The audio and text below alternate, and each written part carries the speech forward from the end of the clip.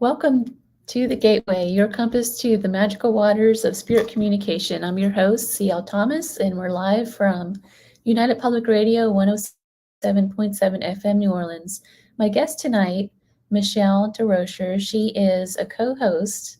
Well, she's not a co-host with me, but she is a host on another show with United Public Radio. Hi, Strangeness. I'm really excited to have her on. Let me get her on here. Hi, Michelle. I can't hear you. That's because, I'm producing while I'm working and I muted myself. So, hello. How are you? I'm good. How are you doing? It's been a while since you've been on. It has. It has. I'm doing well. Thank you. I love coming on with you. We always have such a great time. Hi, Z Sun Dragon. I think that's who that is. Yep. So listen, I have a favor to ask. She says hi to you too, or he. I'm not sure who that is. Um, I'm in Seattle, you guys, and I don't know anything about Seattle. I spent the whole day walking around the marketplace because I'm kind of staying very close to there. If you know of anything haunted or any good locations to go eat, like I'm really hungry. So after this show, I need to go find something to eat. Please put it in the comments if you have any suggestions for me to go or check out.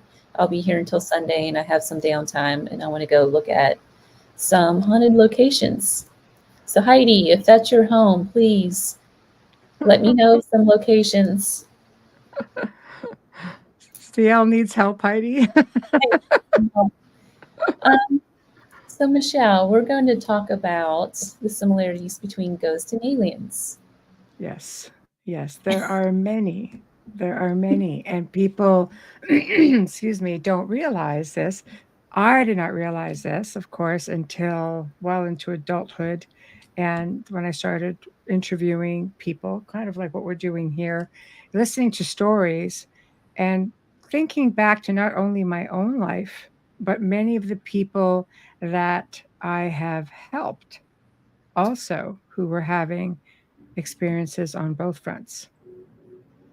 So lots to talk about. So where would you like to start? Gosh, this topic is so deep, it's hard to know. So, there's a huge overlap in the paranormal field right now. You go to a paranormal convention and you can hear talk about Bigfoot, and then you can hear a paranormal talk, and then you'll hear something about skinwalkers. I feel like it's all overlapping. Mhm. Uh, I guess where we start is why are they all so similar? Is it just because they're all unknown? Well, I believe everything is intertwined. I think we're looking at a multiverse thing. You're getting into quantum things. I mean, stuff that we could do 2 hours and still only be scratching the surface of conversation. But let's start with the basics of paranormal because I think that's extremely popular. The shows are all over the place. I mean, television is just flooded with it. So is social media. And I think it's because groups are just a little bit easier to start. There's just so many haunted locations throughout the world. It's easy for people to go and explore as opposed to, looking for UFOs. The chances of you seeing one, maybe 50-50 if you're lucky, if you know what you're even looking for. So when we talk about paranormal, for instance, we'll hear things, especially with more malevolent hauntings. We'll hear about foul smells, such as sulfur or excrement, things like that, bright flashes of light just appearing, crackling sounds and banging around. Um, I think with that, right there, the same thing applies to ET, to having alien visitations. If you have the sulfur smell is huge, and bright white flashing lights, huge. I mean, I've had that one personally. Crackling sounds, yes, I've had it. I've had the foul smells throughout my life, but what was I really experiencing? They were definitely crossing over foul smells, even with, cryptids such as Bigfoot. People have reported foul smells. I mean, obviously if you live in the forest, it's going to Mhm. be a little bit, going to be a little bit smelly, much like, a lot of wildlife, It's like right? a musty, they say it's like a Yes, musty animal smell. yes, exactly. But we have orbs. Now, orbs can be easily explained away. I don't believe they are the reason that for all the sightings, like dander, moisture, pollen, things of that nature, I don't believe that all orbs are these things, even though many are. Orbs have been seen around homes that have been haunted. They've been seen around Bigfoot. They've been seen around other cryptids. They've been seen around UFO sightings. So there's got to be something to orbs aside from just the obvious. And I just really want to speak more in layman's terms, just for people who are, tuning in and just want the basics. Because believe me, I needed the basics when I started. I grew up around crazy, hardcore activity. Some of it was very malevolent. I've seen spirits my whole life, and I have seen balls of light just floating with my eyes wide open. And I'm thinking, well, that's not dust, pollen, or moisture, because that is a bright, bright ball moving across the room, and it's pitch dark, and I'm in my own home, and I'm seeing things. So there's definitely things to it. I also believe that our upbringing with respects to our faith may have something to do with how we perceive things. Because for myself, I grew up in a Roman Catholic family, not hardcore by any means. It was just, go through the motions of the rites of Catholicism and so on. But I'm not at all practicing. I'll tell you more that I'm a recovering. Like like I don't follow the faith so much. I have my own faith from within, and I believe in a creator, and I believe in many different things, but that's very personal to me. But when you're talking about aliens and you're talking about, let's say, light beings, people might think, oh, those are angels having angelic experiences. And they may be one of the same, they may be two entirely different beings. If you go back into, old scriptures and Bible, there's a lot of UFO stuff in there. And there's a There lot is. of talk, right? Right? There Mhm. is the book of There is. Enoch, In fact, yes. Ezekiel's will, right? Enoch's your first alien abductee, technically, right? Or So, the Epic of Gilgamesh too, if you want to look at it in the literature. yes, It's a that's really right. old film. That's But you're right. right. That's right. I was just looking this up before the show because I wanted to know what the earliest alien um, story was, and I think yours has it beat the biblical one, maybe, I don't know, but there's a Sumerian mythology dating back to the 2100 BC. Hmm. Um, and they interpret that as a modern. It's in modern day Iraq, but Hmm. apparently the Sumerian mythology has extraterrestrial beings in it, or Hmm. so that's how they're going to interpret it. So yeah, Well, I tend to lean on the possibility that maybe they were from the stars. Excuse me. I think they may have been from the stars. Putting it out there. I think there are many that reside here. We look at ancient cultures, we see out of place artifacts, and we see different hidden sites that are just somehow surfacing. The planet gives up her secrets after a while, and we're looking and finding mines, for example, that are said to be 350 billion years old that look very sophisticated mining. So there's definitely something to it. There are places all over the world. You just look at Göbekli Tepe, which is one of different locations in that area, and one or two of those are even older than Göbekli, which they believed was probably one of the oldest. And it was purposely hidden. Why? Why would the WEF be interested in it? right, exactly. Off limits to archaeological, you know, archaeology. They don't want anybody touching it, and they want to plant a forest over it. Why would they do that? Yeah, it is a little strange. And then when you look at the history aspects too, all the similarities with the architecture and all these ancient cultures that really had no contact with each other, supposedly. They all Hmm. have pyramid structures. They all have kind of like a sphinx structure. Hmm. They all have this idea of a king and a god, and something came out of the stars, even Native American culture. So I think Yes, they have their god that came out of the sky, and in some cases, some of them came out of the ground, but same effect, right? They came from that's a right. different. That's Um, right. And you see it more and more. Like how many places are you, are you let's talk about pyramids. How many places are pyramids surfacing? Like they're saying mhm. right now, the big talk right now is a lot is coming out of Antarctica. And they were trying to say, no, no, those aren't pyramids. That's a freaking dang pyramid. I know a pyramid when I see one. And so do most people, you know, and they're starting to see other things and photos are surfacing from early expedition in the early 1900s of people who have gone. And there are ancient structures in Antarctica, the same type of structures that you would see throughout many different cultures of the ancient world. So I don't know. Why is everybody running to Antarctica, CL? Why is everybody staking a claim in I don't Antarctica? know. I don't know. I have a lot of friends that's been going there recently too. This cruise thing that everyone's going to. Yeah, So, I I don't know. know.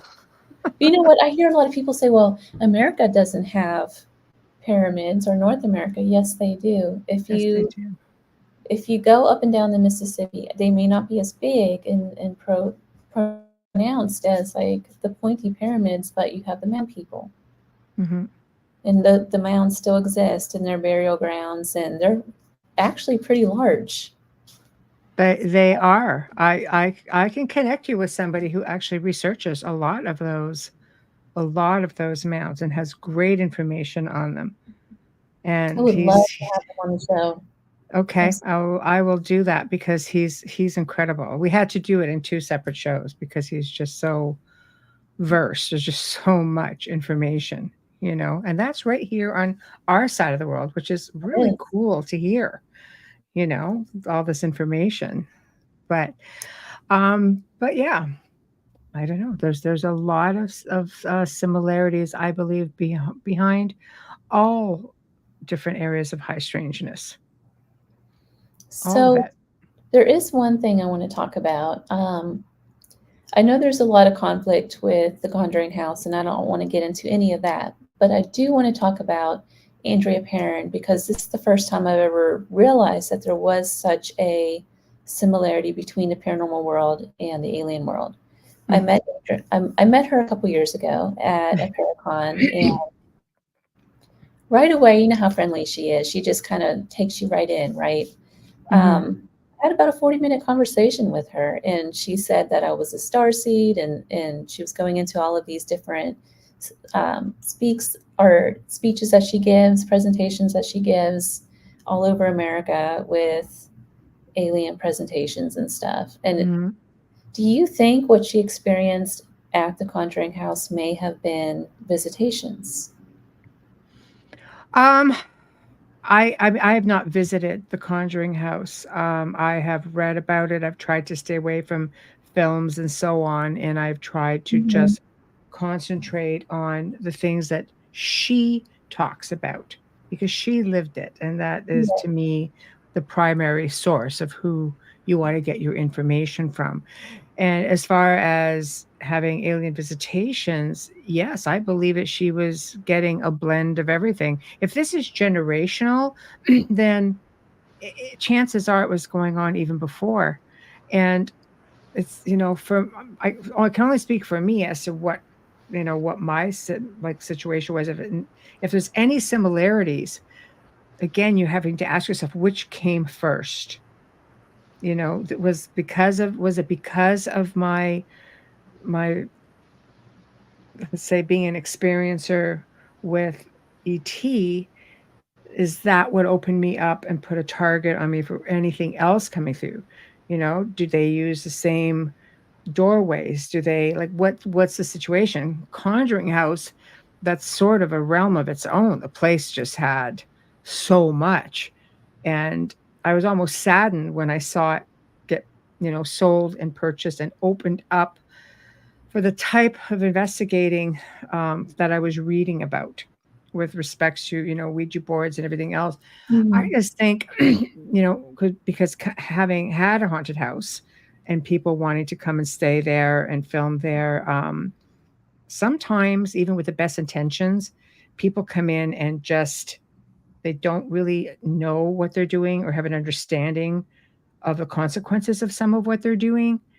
And it would sometimes upset the spirits in the house for us. And this was just a house that we just sold, to the point where the whole house would go silent for a while.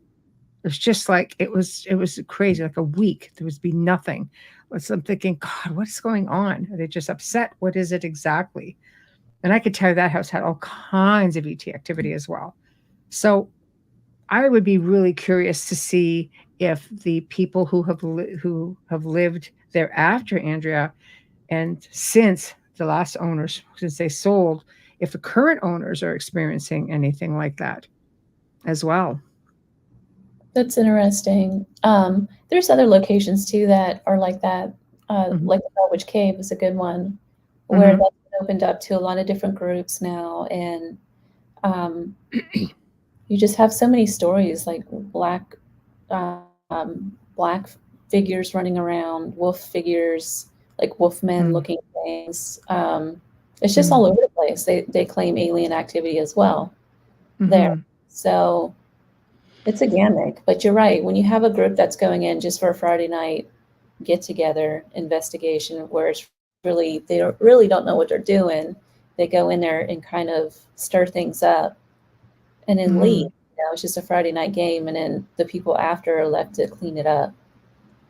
And it is really difficult. I find the same thing when I would help families who would reach out to me, who had had other people come in. I've often said that, I've always done things a little bit differently. It's always been on a level of making, being more humble, making people feel as though like I would thank them. Like, thank you Mm. for entrusting yourself and your family to me. Let me carry the weight for a while and see what's going on. And I think sometimes, and only because I know a lot of these groups, they would come in and say, "You're lucky we're here to help you out," and we're going to be, taking over from this point on. And they would be stirring things up to the point where then they leave. They've annoyed a few things because some people do go in and challenge. And I'm not saying my way is the best way. I'm just saying it worked good for me and it worked well for people that I've worked with and assisted, to the point where I have a really long list of thank yous, you know, um, for the assistance. If I can't do it, I'm always happy to find somebody who can. But I didn't go in there per se, not that, early days, because you learn, yeah, we're going to go in here, try to figure out what this is and communicate. But I always tried to do it bearing in mind I was leaving these people behind. After a while, I stopped communicating with, I didn't care what was in the house.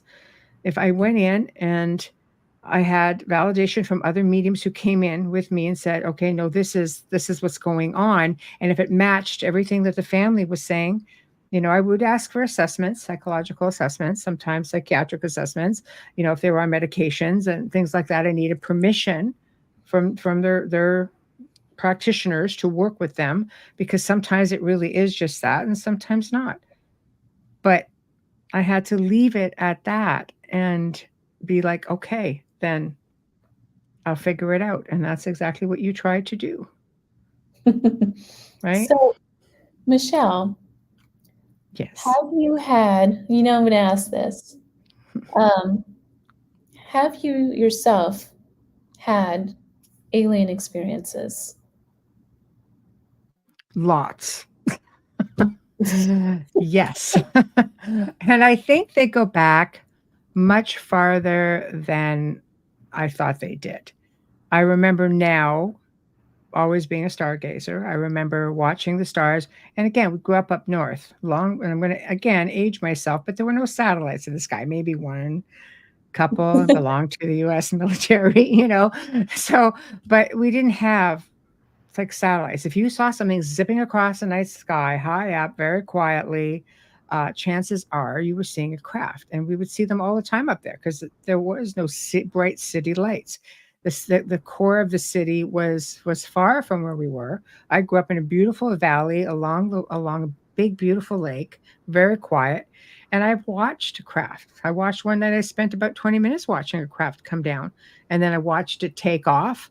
And the next morning, there were military helicopters, 2 of them just circling through the whole valley way with the mountains behind. It was like, huh, well, that must have been something. But amidst all of the paranormal activity, which at the time I didn't realize was any kind of connection, as I came into adulthood and started doing researching and working with families, and started realizing at least half of them were having ET experiences as well. Because and when I think back now, even something such as, well, I've become more psychic since having this haunting. Well, yeah, if you live with an entity in the house or a ghost, you're gonna start communicating, you're gonna start tuning in a little bit. But the same thing is with having alien experiences as well. They want you to develop those abilities. They're going to Some people come back with stories of like, oh God, I'm just like came back full on psychic. So there are a lot of similarities, and if you go back into your time, the faith thing, I don't know, like Mhm. demonics, could they be reptilians? Like there's a whole mix of it going on. But the one thing a lot of people seem to fall back on is they can both be very intrusive. Malevolent hauntings or attachments could be highly intrusive, obviously, and a lot of it is compared to having alien contact as well. But it's not all like that. Some people have great contact. I don't have a lot of recollection as a child.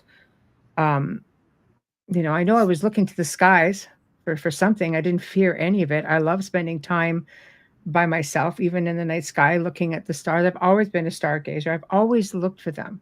So does that tell me it was a horrific experience? Because I could tell you my paranormal experiences were hardcore. And I could tell you now when I made the decision just telepathically to put it out there and say, okay, I think I'm ready. Then it all started up again. And some of the things that I mentioned, like the bright white lights, and I detect an odor that I've never smelled before, but I don't know what the heck it is, but it just seems to be associated whenever they're around. It's not sulfur, it's nothing like that. Um, but knowing what I know now, I realize that the similarities they almost mirror one another. There's a quick question from the audience. Have you found in your investigations of beings that absolutely hate humans? Hmm. I have, hmm. I guess if you, and it gets tricky. Let's say, what is a demon? Are we going back to religion? Are they ET? Are they a race all of their own, just dimensional? They don't seem to like people very much. Yet, I have had experiences, when communicating with some through people during investigations where they people just seem fully fine with them. Like, well, they don't really bother us. Maybe it's a mindset thing. Maybe it's an oppression thing Hmm. as well. But as far as people who really hate humans, some people will tell you that reptilians hate humans. Yet I've been corrected on that a few times. That no, they not all hate humans. I think it's like anything: good people, bad people, Yeah, right? good And guys, bad any guys, right? right, like yeah. I mean, I think there are humans who hate humans Hmm. more than some of these other beings. We have a good ghost with a chip on his back, you know, might not And be so good if you were a jerk in life, you're a jerk now in the afterlife. right. Yeah, I think it could go either way, really. I do. I fear people more than I fear anything else out in that universe. Yeah, I do too. It's funny because I travel all over the place all the time, and I love going into the Bell's Witch Caves and places like that. And it's not the ghosts and spirits that scare me. It's running into another human being that might not be so nice out Right. there. Isn't it sad? Fear. Hmm. Yeah, it's sad to think that that situation has become a meme, Yeah. right? So, it's bad when you make a meme about it. So, Michelle, I want to make sure we get into the story about your sister. Oh, my sister. Yeah. Before my mom passed away in 2023, and when I started having these experiences, and I'm going, okay, like they were becoming more and more to the point where I would always say, CE5 nothing, because save your money. You could do this all on your own. Because I just put it out there, which made me realize I already had a connection because it happened. The experiences started happening again almost immediately. And it's a careful what you wish for thing. If you don't like the intrusion of them just kind of popping in and you don't really know what's happening, then don't do it. If you're willing to go on that journey of discovery, then maybe take that chance. Just know what you're getting into. I didn't, but I'm one of those that throw caution to the wind. But anyway, so I decided on this journey that I would go to my family and ask, had there been any experiences? So I went to my mother because I remember my grandfather having a telescope. I remember him watching the stars. I remember him and my father. My grandparents owned an island on a really huge lake up north, and they would see things all the bloody time up there. Things just ridiculous. Like late at night, you just see things flipping around, and so it wasn't an abnormal thing in my family. But without realizing until later in life that this was a generational thing, I asked her. And she said, "Oh, yes, I've had stories from my grandparents, their parents, great grandparents, my father, and we were not so much that it was a comfort thing. Nobody ever got into that part of it so much with me, but it was a thing." And then she said to me, she goes, "Well, just out of the blue, I almost fell out of my chair." And she said, "Your sister was supposed to be a twin." I'm just like, okay, did not though. I said, "Did you lose one?" She goes, "Well, losing would be an interesting word." So I'm like, okay, so let's talk about losing. She said, "No." She said, like, funny enough, she said, started out with two. But again, she was very logical about it. She says, "Well, technology isn't the same as it is now. Maybe they have thought there were two, but there were two heartbeats.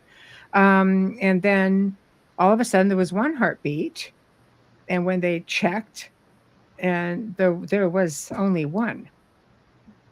So I sort of perplexed and looked at her and said, "So what came of it?" She goes, "Well, the doctor really didn't have an answer." That's like, oh. So that to me was a little bit strange. And she started thinking about it more and more before, she passed. And she said, she's very intuitive. And she says, I've always been told through my guides and stuff that it was a little boy. So it's like, okay. So Hmm. this was a thing. So I left it alone. Was it? Wasn't it? That is I such a don't know. beautiful story, though, because you know you can't just disappear. There's got No. to be like a body left over, something. So either two things happen. One, maybe it was like another soul that was helping your sister transition into this world, and Hmm. then it was time for them to go, and they just Hmm. left. Or maybe they were abducted and went somewhere else. It's very possible that when she delivered my sister, there was nothing else that came out. So I don't know. Maybe I just have to talk to her now that she's on the other side. Say, okay, hey, about Yeah, that I twin. mean, Do you see him up there anywhere? What's going on? you know, is it um, possible that she had a visitation and that somehow the baby was telepathically or teleported somewhere else? Is I that a don't thing? know. I mean, I don't know. I think you would have to personally just go in there and just like take him out, something. I mean, you hear about it happening, right? You Right. hear about it happening. I mean, I've interviewed so many people who have said, "Oh yes, I've had children and they were gone. I have had people say to me that they couldn't have children, and upon being examined by a doctor, it's like, oh, you've had children. And they're just like, what? Imagine you go through your whole life thinking you cannot produce a child, only to find out you have produced children upon physical examination. It's like, right? We know it's a thing. So it sort of leads you to like I had Jack Roth on our show, and he's done these documentaries that have been on Netflix and Amazon about one was about people who had lost their children, just giving birth to hybrids and having them taken. It's very emotional for people. He had other people, some of the people were just like, oh no, I get to visit with them whenever they take me. I go and I visit with my children. And other people like, and there was even a man being interviewed. He was so distraught. He's just like the fact that he could be used that way, to create children that he had no contact with. Like so I think there's two sides, definitely, to every coin, of course. And yeah, it was very, very interesting to see the documentary, but interesting to get some of the background behind the scenes from Jack coming on and talking about it. Do you know if your mom was she affected in any way? Like, did she have depression or anything like that afterwards? Um, Or did she hide it really well and you just don't well, know? I would have been 7 or 7.5 when she had, um, my sister. Because I still remember her saying, trying to break it to me, "You're going to have a little brother or sister," and I'm been an only child forever. Going, "No, I don't want it." I really said that. I was terrible. I was terrible. No, Put it back. Put it back. I'm the princess in this bloody house. But anyway, so of course I went on to have two amazing sisters who I'm very close to. But I don't recall, when you go through the whole being tired and pregnancy and babies, and I didn't recognize any of that. Mhm. She was always a great mom. She was just wonderful with us. And my dad was one of these guys who just, no, no, nothing's going on. Just the house. It's just nothing. You're just imagining it. But later on in life, he's telling me about all these experiences that he had. I'm just like, thanks for that, making me feel like I was crackers, you know. But yeah, I so did know they didn't really talk about that stuff at all. You it know. just didn't, you just didn't. But I know that when she talked about it in later life, like especially last year before she passed, she really reflected a lot on it. And she said, I just always wondered. And she goes, and I guess I always will.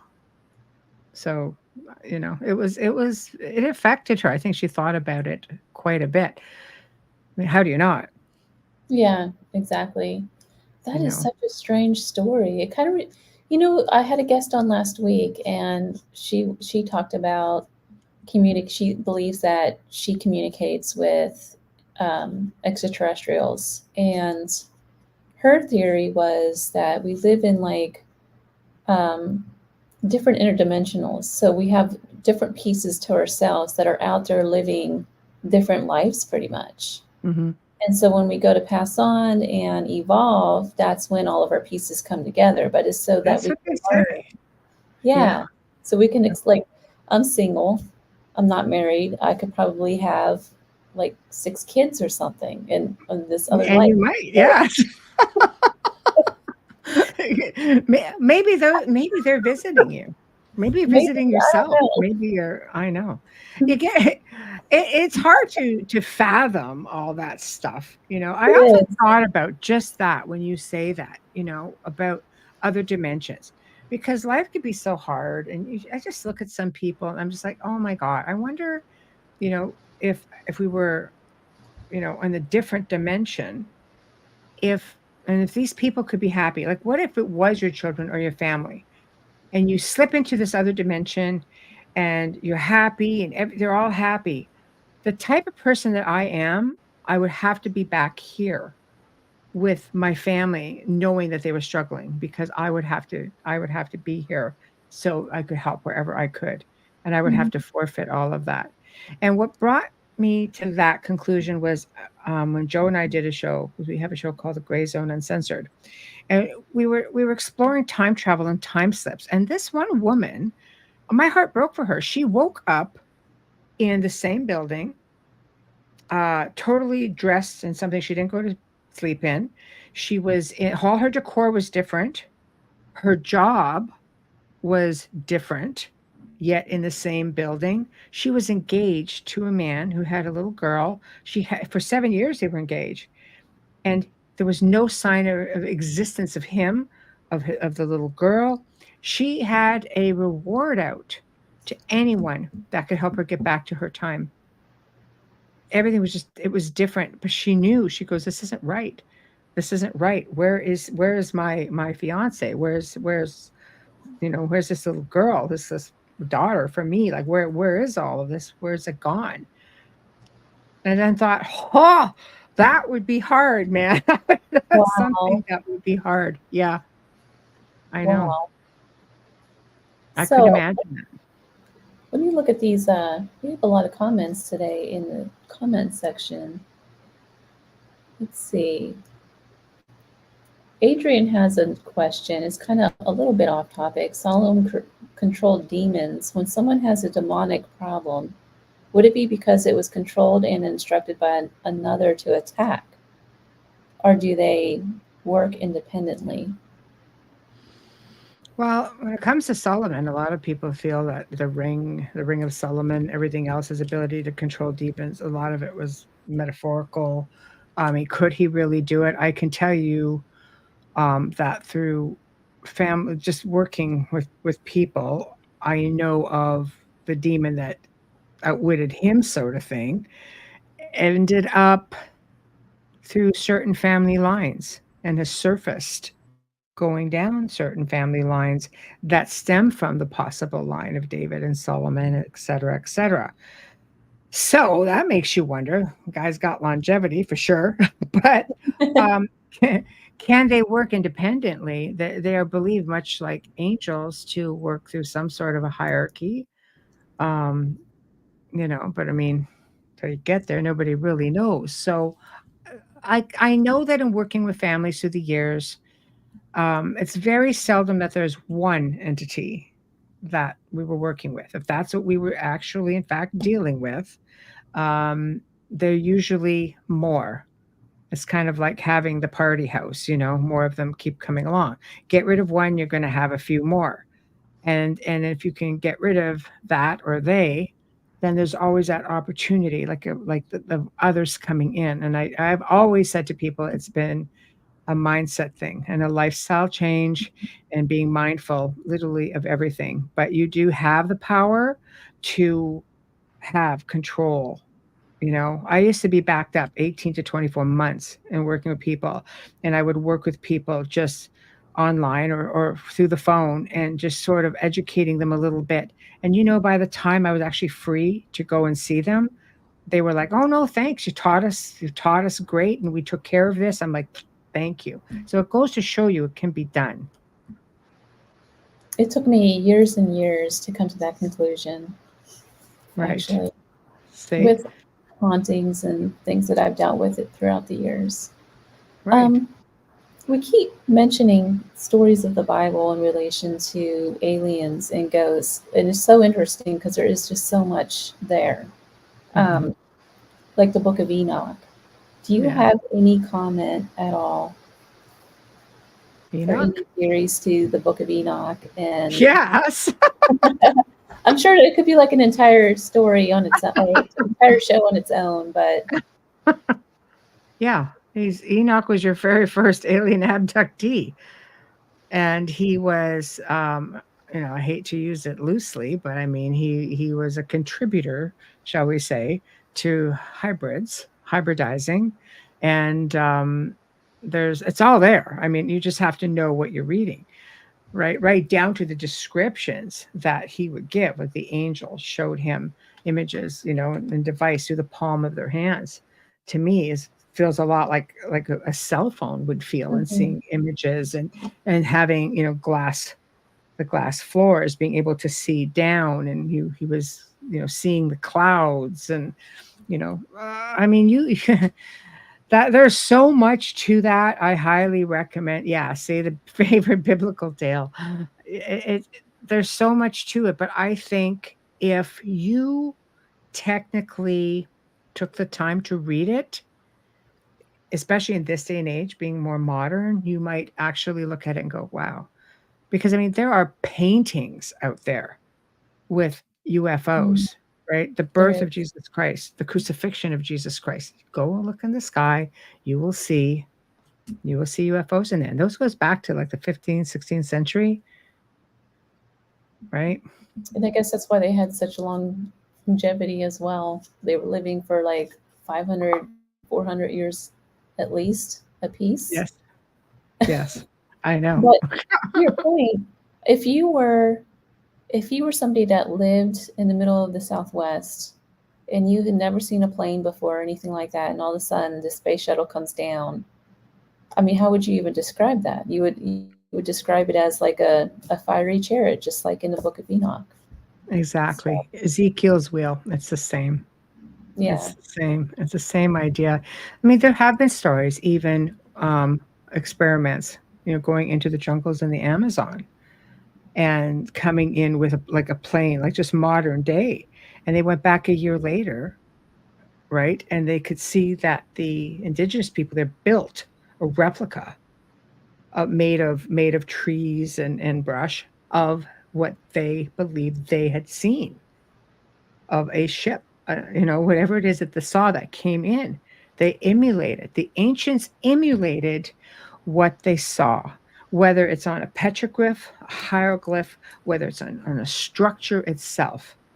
You have to really take the time and look at what's there. You're getting into places like down in Peru and South America, where there are tons of stories of reptilians, some of them even assisting the people within these communities because of cataclysm, and they would just take them down because a big catastrophe is about to happen. And they and there's, I can't remember the town, but there is a statue of a reptilian who took everybody down underground and cared for them, educated them, fed them, everything, until they could, generations would pass and they could come back above ground. But just look at the structures in South America. How much do you see that have a lot of reptilian overtones? A lot. A lot. There's a lot. Exactly. Yep.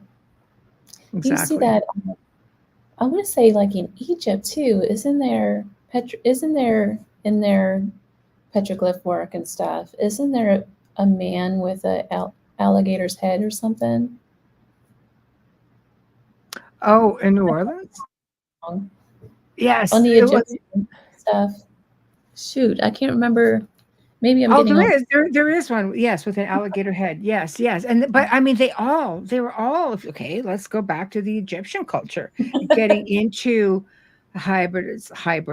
I mean, look at when you're looking at Anubis with a jackal's head and Mhm. a man's body. They do have alligators. They have the ibis, the bird. Like that is pretty prevalent throughout that culture. So it makes you wonder, what did they see? What were they seeing at that time? Different skins. You can see on some of the hieroglyphs that some of their gods had blue skin or green skin. They were not necessarily, like, they weren't all pale or dark skinned, which is what we would be accustomed to seeing today. They were very bright colors. It's I really don't know. interesting. I've seen it in It's the with all the there. Mayans. I know, It right? yeah, it's man, we could talk about that all night long. I know. There's a lot of great stuff. There's a lot of great stuff, you know? Man, um, oh man. I I know. got to go to the one of the Mayan um, pyramids a couple Mhm. years ago down in Mexico, and there was a I don't know why I can't think of the words tonight. I'm so sorry. It's a place where they would go. It's a temple where the woman would go and have their children. Yes. And so it's supposed to be a really religious icon place for them. And the woman would go after giving childbirth, they would put their handprints on the walls for the kids. It was, I don't know what the symbolism behind it was, but the prints are in bright blue. It's really interesting how they would do that. Yes. So it Yes. just reminded me of what you were talking about. But you see, like the blue skin people in India, you see it, it's everywhere. It's in India, it's in Asia, it's in the Mayan culture, it's in Mhm. Egyptian culture. Well, look at the green-skinned children that I think what was it, in Ireland they were seeing? England, somewhere over there, and and they came into this village, and they were all green skin. These little kids, these 2 little kids, and then it's like, where does that come from? You know, there's a lot of things out there that I think we need to put into perspective, and we should look to the ancient times and cultures for so much of what was going on because they had it more together than what we have it. You know, because I think there was less conditioning maybe than what we have right now. Less Um, eh, distractions. yes, and we also have the technology, right? We have AI, we always the digital technology things can be fudged around a lot. But look for a lot of this the basics. Do your homework. Even things like sleep paralysis, something that can be explained away scientifically, also has a lot of undertones as a hag syndrome, you know, and paranormal pushing onto the chest and not being able to move. But the same thing applies, you know, to having alien contact. A lot of people go in and they get that same feeling of pressure on the chest, and we all get that sense that there's something around and you're being watched, yet you're kind of in this crazy state, like almost like it's this crossover phenomenon. You know, it's like you're in this state where you're like, you know, half awake half asleep, and our mind has to just kind of catch up to our eyes, you know. But it's happened to me twice, and you know, having mediumship abilities, I knew I wasn't alone, and I'd never had them my whole life. And then I had them twice within, I would say, a period of about 6 to 8 weeks. And I know what I was doing and what my research was each time. And I also knew in that specific house that was having visits because it was also a 2-story house. And 2, 3 o'clock in the morning, the house started just shaking like this, something coming right over it. So I knew then things were going on, but now I'm like, oh man. And of course, you know, the house that we just moved from that we had was just unbelievable. You know, I'm in my bed. I look over, I'm not even asleep, and there's a gray right beside me. And I was like, and the best I could come up with was nope. And I rolled over. I said, nope, I'm not That's doing it. right. It's just like, nope, nope. But before that happened, probably about a month before, I had a huge bright white light, a big flash of light just shoot through the room and ricochet on one mirror, and it was just gone. And there was nothing that could have caused that light to come in. That house is very high up. There was just no way. No cars, unless you had a helicopter. Just it's just absolutely no way. So those are just some of the experiences. I mean, there's just so many things that I have experienced. So there's a lot of similarities, and I really encourage people to go and do their homework on it when they're having an experience, because it may just clarify what you're actually experiencing. Maybe both. And it doesn't always have to be scary either. You know, it could be very enlightening. It could be something that could be life changing in some ways. It was for me. It Mhm. was for me. I don't fear it. You know, I be curious to have some of my memories back, you know. But I mean, I like fudging around with communication equipment and stuff. And I one time, while I was testing a new piece of equipment, I said, "Oh, maybe," I was just having a conversation at the same time. It's like, "Oh, you know, I should just like get some hypnosis." And then all of a sudden, out through this freaking device was, "No, no, no!" Like, shit. Okay, man. Whatever that's about. That was that. So that was a concern. That was a bit of a red flag right there, you know? But then there's that part of me that really I'm not interested. in having it done. It's just like, if I can't remember it on my own, I'm just not interested in knowing. There's a reason I'm not supposed to know. Maybe it will damage me. Maybe it will progress me to the point where I'm not ready to be progressed. I know that right now I'm comfortable with the stories and the experiences. I don't like the intrusive part of it, but I find that if I say no, no, go away. I'm not in the mood, or I just don't feel like it, whatever the case may be, that it stops. So that shows me that there's a degree of respect as well. So Michelle, you're such a good guest. I wish we had 2 hours, but we are just out of time already. I we can't are. believe it. Thank you. Real quick though, I don't even know if you can answer this quickly. What does all this mean?